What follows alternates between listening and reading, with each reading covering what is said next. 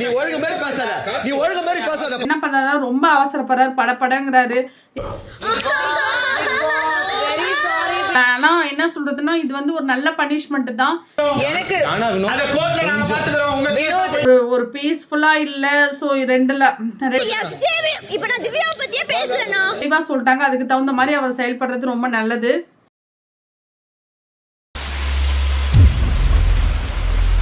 Hi, hello, வணக்கம் மக்களே. நிலா spark சேனலுக்கு தங்களை அன்போடு வரவேற்கிறேன். நான் உங்கள் நிலா. பிக் பாஸ் சீசன் 9ல் டே 65ல் இன்றைக்கி என்ன நடந்துச்சுன்றது தான் பார்க்க போகிறோம். ஸோ முந்தின நாள் நைட்டு பார்த்திங்கன்னா கம்ருதீனும் பார்வதியும் மைக்கை ஹைட் பண்ணிவிட்டு ஃப்யூச்சரில் நம்ம இப்படியெல்லாம் இருக்கணும், இப்படியெல்லாம் கல்யாணம் பண்ணணும், பேரண்ட்ஸ் இப்படிலாம் பர்மிஷன் வாங்கணும் அப்படின்னு ஒரு நொன்னையும் கிடையாது.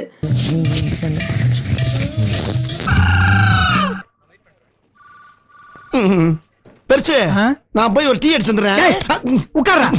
மைக்கு க்ளோஸ் பண்ணி பேசுகிற அளவுக்கு இதுங்களுக்கு என்ன இருக்குதுன்னு தெரியல. ஸோ எத்தனை முறை ரூல்ஸு இந்த சீசனில் பார்வதி மேலே அங்கே உள்ள எல்லாரோட கண்ணுமே இருக்குதுன்றது பார்வதிக்கே நல்லா தெரியும். இந்த மாதிரி மொல்ல மாதிரி வித்தனமான வேலைகள்லாம் எதுக்கு பண்ணணும், அப்படி என்ன அவ்வளோ இம்பார்ட்டன்ஸ்ன்றதும் புரியல. ஸோ இது ரொம்ப ரொம்ப தவறான ஒரு விஷயம். அதுக்கு அடுத்தது மார்னிங் பார்த்திங்கன்னா வியானா வந்து கனிகிட்ட விக்ரம்கிட்டலாம் ரெஸ்ட் ரூம் வந்து பார்வதி க்ளீனிங் அந்த டீம் போட்டாங்க அப்படின்னா அது சுத்தமாக நல்லாவே இருக்க மாட்டேங்குது, க்ளீனாகவே இருக்க மாட்டேங்குது. அவங்க முடிச்சுட்டு வேற ஒருத்தவங்க கொடுக்கும்பொழுது நல்லாவே இருக்க மாட்டேங்குது. பட் வேற ஒருத்தவங்க க்ளீன் பண்ணுறது வந்து நல்லா இருக்குது. அவங்களோட க்ளீனிங் சுத்தமாக நல்லாவே இல்லை அப்படின்னு சொல்லி எடுத்து பிரச்சனை பண்ணாங்க. அன்னைக்கு ஃபுல்லாக க்ளீன் பண்ணல, மறுநாள் ஃபுல்லாக க்ளீன் பண்ணல. கிச்சனுக்கு வந்தோன்னா ரம்யா வந்து கம்ருதீன்கிட்ட கேட்குறாங்க, டே நீ வேணும்னே கல்யாணம் பண்ணலையாடா, இல்லை உனக்கு கல்யாணம் பண்ணணும் இன்ட்ரெஸ்ட் இல்லையாடா அப்படின்னு சொல்லி கேட்கும்பொழுது இல்லை நான் வேணும் தான் கல்யாணம் பண்ணல அப்படின்னும் போது உனக்கு தான் ஃபேன் பேஸ் தான் அதிகமாக இருக்குன்னு சேது சார் சொல்கிறாங்க. ஸோ வெளில போனால் உனக்கு க்யூவில் நிற்பாங்க அப்படின்னு சொல்லும்பொழுது ஆமாம்மா க்யூவில் நிற்பாங்க, அப்போ நீ ஒரு நல்ல பொண்ணாக பார்த்து கல்யாணம் பண்ணிக்கடா அப்படின்னு சொல்லி ரம்யா சொல்கிறதும் அப்போ என்ன பாரு என்ன ஆச்சு, அப்போ பார்வை ஏமாத்திடுவதானே, பாரு கொலையா பண்ணிடுவேன். கொலை கூட பண்ணுவியாடி, இத பத்தி யாருமே சொல்லவே இல்லையே. பாரு என்ன அவ்வளோதானா அப்படின்னு, இல்லை அவள் அவ்வளோதான் அப்படின்னா, அவள் அவ்வளோதானா என்ன சொல்கிற அப்படின்னா, இல்லை நான் கண்டிப்பாக அவளை விட மாட்டேன் அப்படின்னு சொல்லி ஒரு கான்வர்சேஷன் போகுது. அதை விட்டுட்டு அப்படியே வெளியில் கார்டன் ஏரியாவுக்கு வந்தால் சபரி வந்து ஒரு ஆனியன் வச்சுட்டு நீ இவ்வளோ அழகாக இருப்பேன்னு நான் எதிர்பார்க்கல, நீ இப்படி வளருவேன்னு எதிர்பார்க்கல அப்படின்னு சொல்லி ஒரு டைலாக்கு. நான் நினைக்கல, ஆனால் இதெல்லாம் நடந்துட்டுமோ பயமா இருக்கு. டைரக்டர் சார் இவரே அடிக்கடி இப்படி பண்றாரு தெரியுங்களா? உங்க படத்துல நடிக்க சார்ஜ் கேட்டானுங்க. அதை எப்படி சொல்ற? அது என்ன இன்டெரக்டா சொல்றாருன்னா, இந்த ஷோல நீ ஒரு ஆணியனையும் உருக்கில புடுங்கல கிளிக்கல அப்படின்றத தான் இன்டெரக்டா சொல்ல வராங்க. என்ன சார் இப்படி கேட்டுப்பிட்டீங்க? Director Balachander sir Rajini sir எப்படி சான்ஸ் வாங்கினாரு? ஸோ ஆளுங்கள்கிட்ட பேசினா எந்த கான்வர்சேஷனும் வைக்கிறது இல்லை, பில்ட் பண்ணுறது இல்லை, பிரச்சனை பெருசாகிடும்ன்ற பயத்தில் இந்த மாதிரி நான் லிவிங் திங்ஸ்டெல்லாம் போயிட்டு பேசிட்டு ஏதோ ஒன்றை கன்வே பண்ண நினைக்கிறாரு. பாவம் அவரோட உலகம் வந்து பிக் பாஸ் கொடுத்த குணா மாதிரியே இவரோட உலகமும் வேற ஒரு உலகமாக தான் இருக்குது. அவர் இன்னும் அந்த வீட்டில் வாழறதுக்கோ இல்லை ஒரு விஷயத்த வந்து பில்ட் பண்ணுறதுக்கோ அதுக்கெல்லாம் ஒரு விரும்பலை, ஒன்றும் டெவலப்பும் ஒரு பண்ணிக்கல. அதுதான் அவங்க இன்டெரக்டாக சொல்ல வர்றது. அப்படியே பார்த்தீங்கன்னா வியானா வந்து பார்வதிட்டையே பாரு ரெஸ்ட் ரூம்லாம் க்ளீனாகவே இல்லை, என்ன க்ளீன் பண்ணுற அப்படின்னா, இல்லை நான் இது மட்டும்தான் க்ளீன் பண்ணோம், இல்லை அதுதான் சுத்தமாக ரொம்ப ஒரு மாதிரியா க்ளீனாகவே இல்லை அப்படின்னு சொல்லி மேடம் வந்து கம்ப்ளைண்ட் பண்ணுறாங்க. இல்லை நான் சொல்ல வரல, நீங்கள் மேபி வெளியில் கிளியர் பண்ணிடு. அதை விட்டுட்டு வந்தால் திரும்பவும் கம்ருதீனும் பார்வதியும் வந்து மைக்கை க்ளோஸ் பண்ணி உள்ளே நின்று பேசிகிட்டு இருக்காங்க. பார்வதி மைக்கை ஒழுங்கா போடுங்க, கம்ருதீன் மைக்கை ஒழுங்கா போடுங்கன்னு சொல்லி ஒரு வார்னிங் வேற. பாரு உங்க மைக்கை சரியா மாட்டுங்க. வந்ததுக்கு அப்புறமேலும் கூட திரும்பவும் மைக்கை ஹைட் பண்ணி பேசினாங்க. உடனே பிக் பாஸ் பொறு சாமியாரா உன் பொட்டை பார்த்து குத்துறேன்னு எவ்வளோதான் அவரும் பொறுமையாக இருப்பார். உடனே பொறுமையை இழந்துட்டார் பிக் பாஸ். ஒரு முறை 2 முறைனா பரவாயில்ல, திரும்ப அகைன் அதையே பண்ணிட்டு இருந்தா என்ன பண்ணுறதுன்னு சொல்லிட்டு எல்லாரும் ஃப்ரீஸ் அப்படின்னு சொல்லி வியானா ரெஸ்ட் ரூமில் இருந்தாலும் நீ அங்கேருந்து வெளில வந்து கேளு என்ன நடக்குது அப்படின்றத சொல்லிட்டு திரும்ப மைக்கை க்ளோஸ் பண்ணிட்டு பேசுறது. ஸோ எவ்வளோ டைம் வார்ன் பண்ணாலும் கேட்கறது கிடையாது. அகைன் நான் இந்த வேலையை தான் பார்ப்பேன் அப்படின்னு சொல்லும்பொழுது கொஞ்சம் கூட இது வந்து ஒரு சின்சியாரிட்டியோ ஒரு ரூலை ஃபாலோ பண்ணுற விஷயமாகவும் தெரியல. கொஞ்ச நேரத்துக்கு முன்னாடியும் மயக்க மூடி பேசியிருக்கீங்க. காதுல பேசுறது, மைக்க மறைச்சிட்டு பேசுறது, இதெல்லாம் என்ன பண்றதுன்னு தெரியல. ஸோ இதனால கம்ருதீனும் பார்வதியும் இந்த தவிர அகைன் ரூலை ஃபாலோ பண்ணாம பண்றதுனால இந்த வீட்டில் உள்ள எல்லாருக்குமே தான் இந்த பனிஷ்மெண்ட் இது வந்து அனுபவிக்க போறீங்க.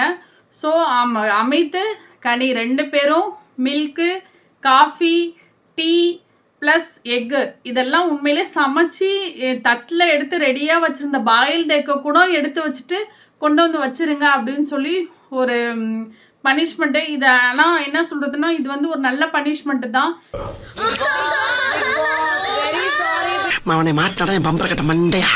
ஏன்னா இந்த வீட்டில் இவங்க மட்டும் கிடையாது, நிறைய பேர் இந்த ரூலை வந்து ஃபாலோ பண்ணுறதே கிடையாது. வியானா வந்து எஃப்சைட்ட பேசும்போது இதே மாதிரி தான் பண்ணுச்சு. ஸோ அரோரா வந்து அவன் யார் துஷாத்திட்ட பேசும்போது மைக்கை மறைச்சிட்டு பேசுறது, அப்புறம் பார்த்தீங்கன்னா ஸ்லோவாக பேசுறது, ரெஸ்ட் ரூம் வான்னு சொல்லி கூப்பிட்றது, இந்த மாதிரி கேவலமான வேலைகள்லாம் இவளுக்கு தான் பண்ணிகிட்டு இருக்காளுங்க. ஸோ அதுக்கப்புறம் மைக்கை போடாமலே ஓடுறது, இந்த மாதிரி நிறைய சின்சியரே இல்லாமல் நிறைய பேர் ஒரு ப்ரெசண்ட்லேயே இல்லாமல் எல்லாமே ஆப்சென்ட்லேயே தெரிகிற மாதிரியே தான் இருந்துச்சு. இது ஒரு நல்ல பனிஷ்மெண்ட்டு தான். பட் இமீடியட்டாக பாயில்டு எக்கு கூட நீ கொண்டு வந்து வை அப்படின்னு சொல்கிற அளவுக்கு இமீடியட்டாக ஆக்ஷன் வந்து எல்லா விஷயத்துலையுமே பிக் பாஸ் இந்த மாதிரி எடுத்தால் நல்லாயிருக்கும். பட் இந்த வாரம் நாமினேஷன் ப்ராசஸில் பார்வதி இல்லாததுனால பிக் பாஸ் கொண்டு பொசசிவாகி எல்லாமே சேர்ந்து கொண்டு போய் பார்வதி மேலே தெளிச்சு விட்ட மாதிரி தான் இருக்குது. நாமினேஷனில் இல்லாதால துணிஞ்சி அடிக்கலாண்டா இந்த வாரம் இவளை அப்படின்ற மாதிரி தான் இருந்துச்சு. உடனே எஃப்சி வந்து சொன்னார், பிக் பாஸ் நேற்று நடந்த நாமினேஷன் ப்ராசஸ் இன்னைக்கு வைங்க, நாங்கள் எல்லாரும் சேர்ந்து குத்துன்னு குத்திடுறோம் அப்படின்னு சொல்லிட்டு, நேற்று தாண்டா நான் ஸ்வீட் எடுத்துகிட்டு சந்தோஷமாக இருந்தேன், அதுக்குள்ளே இப்படி நடக்குதேடா அப்படின்னு சொல்லிட்டு இருந்தாங்க. இதில் சிரிப்பு என்ன அப்படின்னா, மேடம் ஹிந்தியில் வேற பேசுகிறாங்களாமா தமிழ் பிக் பாஸில். தமிழ் பிக் பாஸ் இதெல்லாம் எதுக்கு கேக்குற நீ? போனா போகுது, உச்சி மண்டை தானே. உனக்கு ஹிந்தியில் என்ன ஞாபகம் இருக்குதா, என்ன பேசுனேன்னு சொல்லி திரும்ப அகைன் இப்படி பண்ணுறையே அப்படின்னா, பிக் பாஸ் ஒன்று மன்னிச்சிருங்க பிக் பாஸ் அப்படின்னு சொல்லவும், நீ என்ன மன்னிப்பு கேட்டாலும் ஆகாது, இந்த வீட்டில் எல்லாரும் இப்படி தான் பண்ணுறீங்க, இதுக்கப்புறம் இதுக்கு வந்து உங்களுக்கெல்லாம் மன்னிப்பு வழங்கவே முடியாது, இது மன்னிப்புன்றது உங்களுக்கு எல்லாம் ரொம்ப ஈஸியாக போயிடுச்சு அப்படின்ற மைண்ட் செட்டில் தான் அவர் இவ்வளோ பெரிய பனிஷ்மெண்ட் கொடுத்தது மாதிரி தெரிஞ்சிச்சு. அதுக்கப்புறம் எல்லா கேமராலையும் போயிட்டு மன்னிச்சிருங்க பிக் பாஸ்ன்னு லைவ்ல கேட்டுகிட்டே இருந்தாங்க. கம்ருதீன் வந்து பார்த்துக்கலாம், என்ன இப்போ யாரும் பண்ணாதான் நம்ம பண்ணுறோன்ற ஒரு லெதாஜிக்கில் இருந்த மாதிரியே தான் இருந்துச்சு. பட் இந்த தேவையில்லாத ஆணிவு புடுங்குற விஷயம் வந்து பார்வதிக்கு தேவையே இல்லை. லவ் கண்டென்ட் ஒன்ட்ட கேட்கல அந்த மாதிரி. இப்போ அதுக்கு என்னென்னா, பிக் பாஸ் இவ்வளோ பெரிய பனிஷ்மெண்ட் கொடுத்தது கூட பிரச்சனை இல்லை, வாரம் எல்லாம் என்னையே குத்துவானுங்களே அப்படின்னா, வீட்டில் இருந்தால் போதுமாம்மா, உனக்கு டைட்டில் வேணுமே, அதுக்காக தானே உள்ளே போயிருக்க, திரும்ப இந்த வீட்டில் திரும்ப ஸ்டே ஆகி இருக்கணும்னு தான் நினைக்குது. கொஞ்சம் எதுக்கு போகணும், என்ன பண்ணணும், என்ன மோட்டோவுக்காக இங்கே இருக்கோம் அப்படின்றதுலாம் இல்லை. இந்த கன்றாவியான அந்த லவ் கண்டென்ட்டை அவன் கூட பிரேக்கப் பண்ணு, அவன் எங்கேயாவது திரியிறான்னாலும் திரும்ப ஓடி போயிட்டு சாணி மாதிரி அப்பிக்கிறது, எல்லாரும் தேவையில்லாத ஆணி தான். இவ்வளோ பெரிய இது வந்து கண்டிப்பாக லைவ்ல சொன்னாங்க திவ்யா, கேம் அஃபெக்ட் பண்ணுன்னு சொன்னாங்க. உண்மையிலே இதை அஃபெக்ட் பண்ணும், இது தேவையில்லாத வேலை, நல்லாவும் இல்லை, பார்க்குறதுக்கு ரசிக்கிற மாதிரி இருந்தால் பரவாயில்ல, வெளியில இருந்து இதை கண்டினியூ பண்ணுவியான்னா அதெல்லாம் தெரியவும் தெரியாது. அப்போ எதுக்கு இது தேவையில்லாத, ஒன்றும் ரசிக்கிற மாதிரியாவது இருக்கணும், அதுவும் கிடையாது. சும்மா கண்டென்ட்டுக்காக அங்கங்கே போய் பிரித்து மேயிற மாதிரி தான் இருக்குது, ஒஸ்ட்டாக தான் இருக்குது.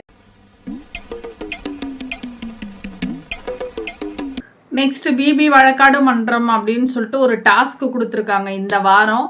ஸோ நல்ல டாஸ்க் தான் இது, எப்படி எடுத்து அவங்க பயங்கரமாக பண்ணுறாங்க அப்படின்றத நம்மளும் வெயிட் பண்ணி பார்ப்போம். ஸோ ஃபஸ்ட்டு என்ன அப்படின்னா, உங்களுக்கு கொடுத்த டாஸ்க் வந்து இந்த வீட்டில் நிறைய நிகழ்வுகள் நடந்திருக்கும், அது யார் மேலே நீங்கள் வழக்கு பதிவு பண்ணுறீங்க, என்ன நிகழ்வு என்ன பிரச்சனை அப்படின்றத நீங்கள் ரிஜிஸ்டர் பண்ணுறீங்க அப்படின்றத நீங்கள் இந்த மன்றத்தில் வழக்காடு மன்றத்தில் அதை எடுத்துகிட்டு வந்து வாதாடலாம் அப்படின்றது தான் டாஸ்க்கு. இதில் என்னென்னா, ஃபஸ்ட்டு ஒரு ஷீட்டு கொடுத்து அதில் மூணு வழக்குகளை நீங்கள் பதிவு செய்யணும். அதில் எதுன்னு சொல்லி நாங்கள் செலக்ட் பண்ணி அதை உங்கள்கிட்ட சொல்லும்போது அந்த வழக்கு தொடுப்பவர் ப்ளஸ் வாதாடுபவர் ப்ளஸ் ஜட்ஜு இதெல்லாம் நீங்கள் தான் செலக்ட் பண்ணிக்கணும் அப்படின்றது தான் டாஸ்க்கு. இதில் வந்து பார்த்தீங்கன்னா ஃபஸ்ட்டு வழக்கு வந்து வினோத்தோடது தான். வினோத் வந்து ஆதிரை வந்து வாட்டர்மெலன் ஸ்டார் நான் தான் போகிறதுக்கு முழுமையான காரணம்னு அவங்க சொல்கிறாங்க அப்படின்னு சொன்னார். அதுதான் ஃபஸ்ட்டு வழக்கு. இதுக்கு வந்து பார்த்திங்கன்னா 2 பேருமே டிஸ்கஸ் பண்ணி ஆதிரை சைடு வந்து ஜட்ஜி யாருன்னா அரோரா, ஸோ இவங்க ஆதிரை சைடு வந்து வாதாடுறதுக்காக அரோராவை வழக்கறிஞராக செலக்ட் பண்ணாங்க. இந்த சைடு விக்கல்ஸ் விக்ரம் செலக்ட் பண்ணாங்க. வாதாடுற வழக்கறிஞர் வித்யாபதியை தேர்ந்தெடுத்திருக்கிறேன். ஒரு அவமானமா? உனக்கு கல்யாணம் ஆனது பெரிய விஷயம். இத மோராத்தி உனக்கு நடந்தா தானே நடக்கலையா? ஸோ இவங்களுக்கு மேலே ஜட்ஜு வந்து பார்த்தீங்கன்னா ஆதிரை சைடு சார்பாக ஒரு ஜட்ஜு வந்து திவ்யாவை செலக்ட் பண்ணாங்க. வினோத் சார்பாக அமித்தை செலக்ட் பண்ணாங்க. அமித்தோட பர்ஃபார்மன்ஸ் என்றைக்குமே அல்டிமேட் தான். அந்த கேரக்டராகவே அவர் மாறிடுவார். அவர் கொடுக்குற எஃபோர்ட்டு இதெல்லாம் சம்திங் ரொம்ப டிஃப்ரெண்ட்டாக கொஞ்சம் இம்ப்ரெஸ் பண்ணுற மாதிரி தான் இருந்துச்சு. ஸோ இப்படி வாதாடும் பொழுது வழக்காடு மன்றத்துக்கு இந்த வழக்கு போகுது. அப்போ போகும்பொழுது பார்த்தீங்கன்னா குமாஸ்தாவா யாருன்னா எப்பொழுதும் போல் சபரினி வாயை பொத்துக்கிட்டு கீழே ஒருத்தர் ஜட்ஜி கீழே உட்காந்துருப்பார் பார்த்தே அதே மாதிரியே தான் உட்காந்துருக்காப்புல. ஸோ இந்த வழக்கு தொடுக்கும் பொழுது ஆர்குமெண்ட்ஸ் போகுது. அப்போ விக்கல்ஸ் விக்ரம் வந்து வினோத்துக்கு சார்பாக வாதாடுறாரு. அரோரா வந்து இவங்களுக்கு ஆதரிக்க வராடுறாங்க. ஏமா உனக்கு வேற லாயரே கிடைக்கலையா? போய் அரோரியாவை போட்டு அதுவே பல்ல காட்டிட்டு நிற்கும். அங்கே போய் வாதாடுனா பல்ல காட்டிட்டு தான் நிற்குது அப்படின்றது என்னுடைய கருத்து. நீங்க சும்மா செஞ்சுட்டாலும் நாங்க அப்படியே அசந்து அழுத்து தான் போயிருவோம். இங்க இருக்கிற நெல்லெல்லாம் வீணா போயிருவோம். வேலை வேணா போ. ஒரு சின்சியரா ஒரு பாயிண்ட் எடுத்து வைக்கணும். இப்போ இந்த வழக்கை பொறுத்தவரை என்னன்னா ஆதிரை வந்து நீங்க ஒன் ஆஃப் த ரீசன் தான் சொன்னாலும் ஒன்று நீங்க தான் முழுவதும் காரணம்னே அவங்க சொல்ல. ஸோ அந்த வழக்கை அவர் போட்டதே மிகப்பெரிய தப்பு. இந்த சைடு ஆர்கியூ வந்து யாருமே சரியா பண்ணவே இல்லை. திவ்யா என்னவோ ஃபுல் அண்ட் ஃபுல் வந்து அவங்க பார்வதியை மட்டுமே நோட் பண்ணிட்டு இருந்த மாதிரி இருந்துச்சு. ஸோ எஃப்ஜே வந்து சும்மா எப்போ பார்த்தாலும் கோர்ட்டில் ரொம்ப கத்திக்கிட்டே இருந்த மாதிரி ரொம்ப நாய்ஸாக இருந்துச்சு. ஸோ ரொம்ப பீஸ்ஃபுல்லாக ரொம்ப சைலண்ட்டாக இருக்கும். இவனுங்கெல்லாம் கோர்ட்டை போய் பார்த்துருக்கானுங்களா பார்க்கலையானே தெரியல. ஐயா இவர் தவாலி அவரோட பர்சனல் ஒபினியன்ஸ்லாம் எடுத்து அந்த அளவுக்கு ரொம்ப ரசிக்கிற மாதிரியும் இல்லை. சரி அரோராவை நீ வாதாடுமா அப்படின்னு சொன்னால் வியானாவை ஏற்றுச்சு சாட்சிக்கு. வியானா வந்து இல்லை எனக்கு தெரியும் இவங்க வந்து அவர் தேடி போயிட்டு அவரை ட்ரிகர் பண்ணுறது தான் வினோத்தோட வேலையாக இருந்துச்சுன்னு சொல்லி சம்மந்தமே இல்லாத ஒரு பாயிண்ட் சொன்னுச்சு. இந்தாண்ட கனியை சாட்சிக்கு எத்தனை கனி வந்து சொல்லுது இல்லை என்னையும் என்னோட தம்பியும் வந்து நீங்கள் வந்து ரெண்டு கட்டி பிடிச்சி உறவாடுறீங்கன்னு சொல்லி அவர் சொன்னார். அப்படிதான் கட்டி பிடிச்சிக்கிறீங்க. அது பார்க்க தவறா இல்லையா? பாரு மூஞ்சியும் முகர கட்டையும் இந்த மூஞ்சில முடிச்சா பொடிக்கு போயில சிக்குமா அப்படின்னு சொல்லி சொல்லும் பொழுது அது என்ன ரீசனுக்காக இவங்க ட்ரிகர் பண்ற மாதிரி ஷர்ட் இல்லாதது ஒரு மாதிரி ஆக்வர்டா இருக்குன்னு சொல்லி சொன்னதுனால தான் அவர் வந்து அப்படி சொன்னார். ஆக்சுவலாக அது தவறான ஒரு வார்த்தை தான். அது அந்த வீக்கெண்ட்லேயே எடுத்து சொல்லியிருப்பாங்க. ஸோ அது வந்து இந்த இடத்துல அது சம்மந்தமே இல்லாமல் கனி வந்து அதை சொல்ல வேண்டிய அவசியம் கிடையாது. ஸோ இந்த சைடு வாதாடுறதுக்கும் அரோரா வந்து சுத்தமாக பாயிண்ட்ஸ் சரியாக எடுத்து வைக்கவே இல்லை.